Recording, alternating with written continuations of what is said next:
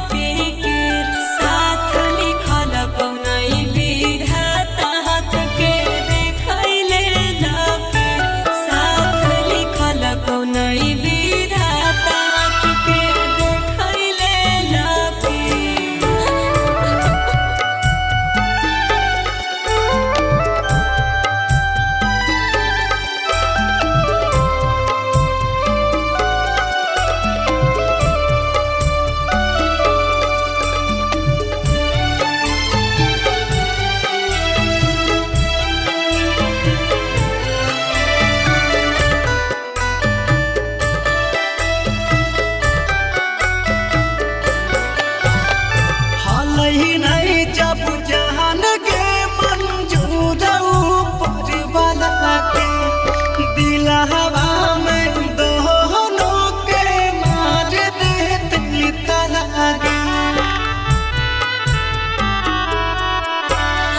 विधि के विधान है जे होके मुहे रहतन चाहे तोर दिलवा के तनो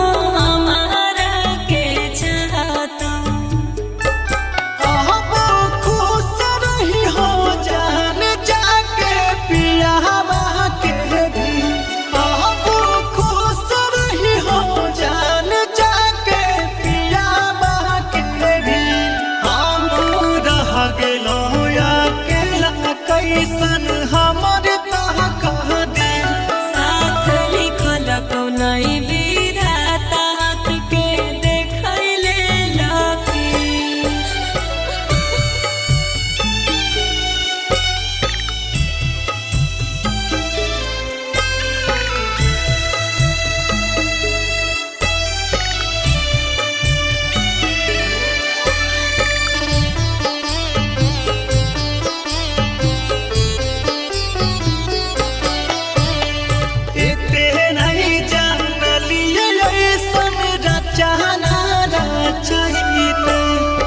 अखिया